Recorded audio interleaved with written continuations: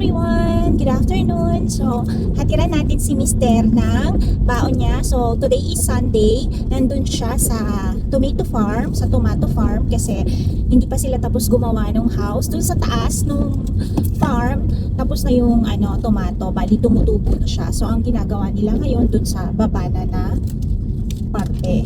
So, kasama ko si Aileen ngayon and hahatidan natin siya ng obento niya, yung baon niya.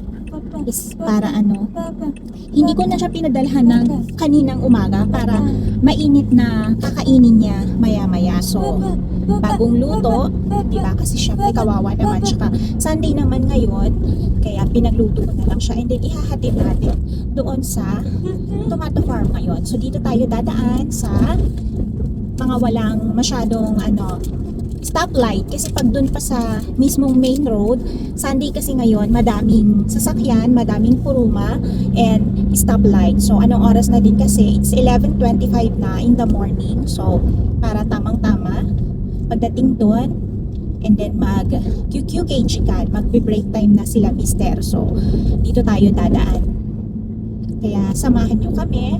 Tsaka dinalhan ko din siya ng ocha, yung tea niya, tsaka ibang inumin. Kasi dalawa lang yung dinala niya kaninang umaga.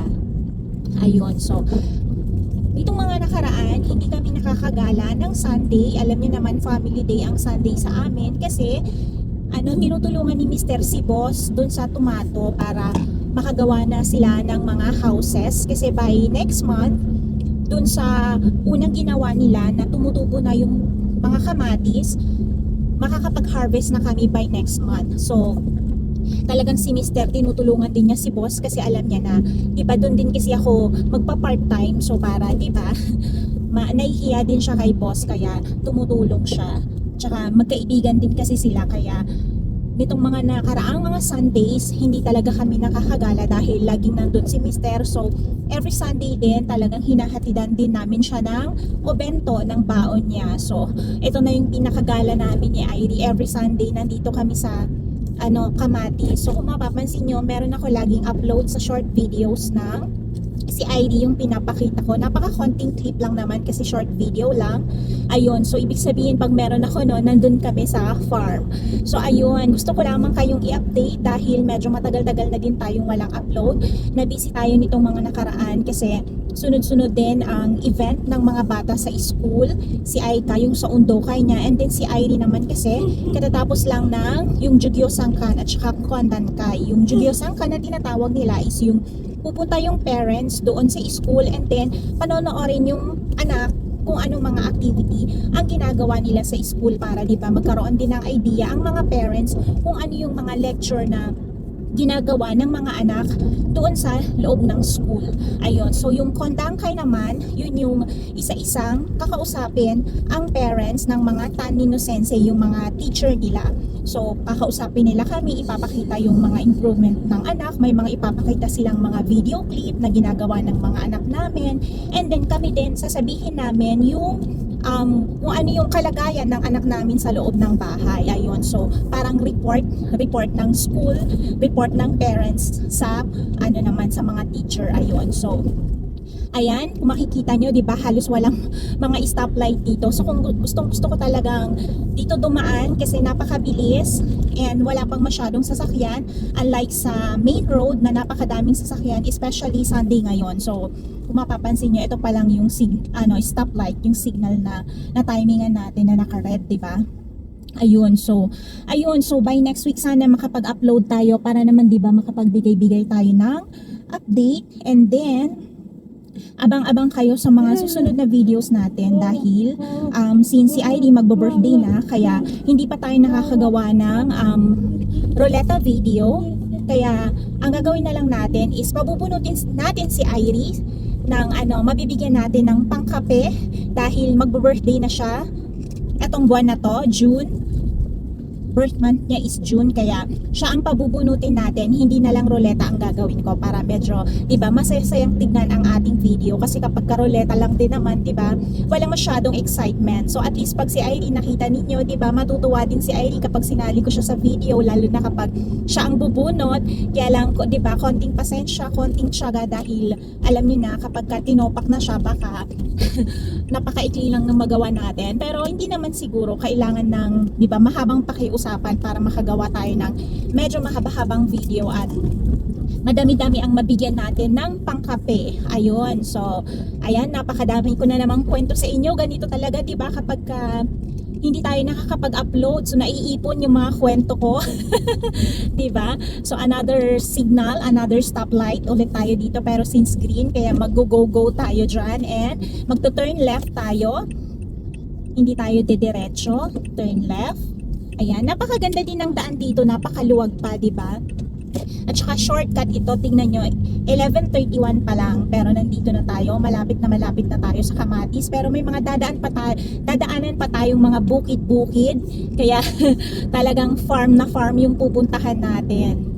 So wala lang, gusto ko lang i-share sa inyo itong every Sunday na ginagawa namin, dahil simula nag-start nung May, Sunday, dire-diretso yan kasi talaga na si Mister tumutulong dito kay boss sa tomato farm. Kasi walang masyadong tao si boss kaya since available naman din si Mister, kaya ayun, tulungan daw niya para, diba, kasi alam niya din na doon ako magpa-part-time job para syempre, diba, mabigyan din tayo ng importansya kapag nag-work na tayo doon. Charot. Hindi, kasi syempre magkaibigan din sila, kaya diba. Pero sabi naman din ni Mister, kung tutuusin, pahinga ko na tong Sunday na to, kaya lang iniisip ko na magpa-part-time ka kasi doon, kaya sige, tulungan ko ang boss mo sa paggawa ng tomato house, sabi niya ganon. So talagang bawat galaw ni Mister iniisip niya tayo, o diba.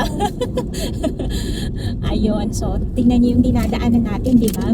Napakaganda, napakalinis, talagang puro puno ang paligid at makikita nyo din, bukid ang kapaligiran, di ba?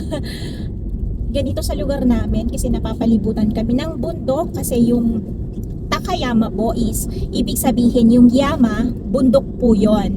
And then yung Taka, pag lalagyan mo ng ayon, Takay, ibig sabihin mataas, kumbaga mataas na bundok. So ang kinalalagyan namin is etong Takayama na tinatawag is nasa mataas na lugar po kami. So walang beach, walang umi na tinatawag, puro bundok po ang nakapaligid sa amin. Kaya ayan, kung makikita nyo, puro puno ang nakapaligid, di ba?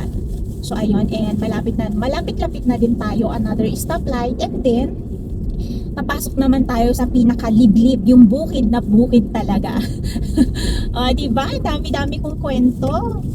Super excited lang talaga ako kapag nakakagawa ako ng video, kasi marami akong gustong ikwento sa inyo, marami akong gustong i-share ng mga nangyayari sa buhay-buhay everyday. Alam niyo naman,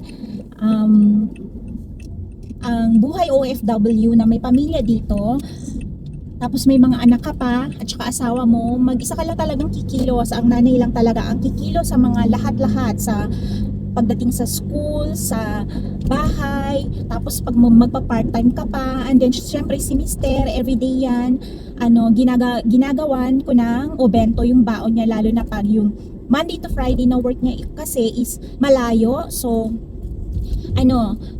gumigising ako everyday ng 5 AM. Ayan, another kwento ulit. Ibang kwento naman ito. Everyday 5 AM, gumagawa ako ng baon niya, breakfast niya, and then umaalis siya around 5:45. Ayun. So, ako naman, diretso, hindi na ako babalik sa tulugan nun kasi ang susunod naman na i-prepare ko si Aika, dahil si Aika ang susunod na aalis. So, papasok na muna tayo dito sa pinakaliblib na lugar. So, ito yung papunta na po sa Kamatis. Ayan. Kung makikita nyo, di ba, bukid na bukid din talaga itong parte na to. So, ito yung binabiyahe ko every time na nagpa-part-time ako dito sa Kamatis. Actually, last year lang naman ako nag-part-time dito, pero since nagustuhan ko, kasi hawak ko nga ang oras ko, uuwi ako ng gusto ko, papasok ako ng gusto ko, basta tapos na yung gawain sa bahay, tsaka magkaibigan din si Mister tsaka yung may-ari, kaya walang problema ba, hindi ako nag-aalala sa oras ng pagpasok kasi alam naman ni boss yung sitwasyon ko, 'di ba, na yung anak namin is autism siya, 'di ba? So ayun na palayo na tayo. Ay, gaya nga ng sabi ko pagkaalis ni Mister ng 5:45, and then naman si Aika naman ang isusunod ko na i-prepare, and then pag alis naman ni Aika, si Aileen naman ang isusunod ko na i-prepare, and then ihahatid ko yan siya sa school by around mga 9 a.m. and then diretso na tayo kung since na wala pang kamatis na iha-harvest, kaya diretso akong mamalengke, ganyan, and then pag uwi sa bahay, tsaka ako naman gagawin yung gawaing bahay, laba, ganyan, linis, ganun, para, di ba, pag susunduin ko si Irene ng mga around 3 p.m. pag wala siyang day service, so tapos na lahat yung mga gawain. Ayun, so ganun yung everyday routine ko. Kaya sa mga nagtatanong bakit lagi akong nawawala-wala sa YouTube, alam nyo naman, di ba? Libangan lang din naman natin ng YouTube, nagkaroon tayo ng mga kaibigan, ganyan. Pero ito talaga yung everyday life namin dito as an OFW na parent na naninirahan dito sa Japan. So nakakaingit yung mga nandyan sa Pilipinas, di ba? Kasi every time na may gagawin sila, meron silang mga kasama, di ba? Eh dito wala, trabaho mo lahat. So talagang bawal magkasakit kapag kananay ka na malayo sa pamilya mo dahil walang aasahan ang asawa at anak mo, lalo na pag meron silang school, may trabaho si Mister, hindi pwede na wala silang pagkain. So ayun, malapit na tayo, di ba? Sa pagbiyahe natin ito, ang dami kong na-share sa inyo, ang dami kong nakwento, kaya tuwang-tuwa na naman ako nito kasi may i-upload tayo, di ba? So ayun, dito na tayo sa Tomato. Medyo na paaga tayo, 11:35 pa lang. So meron tayong mga 25 minutes mahigit na aantayin si Mister. So, dito na tayo sa Tomato. Ayan.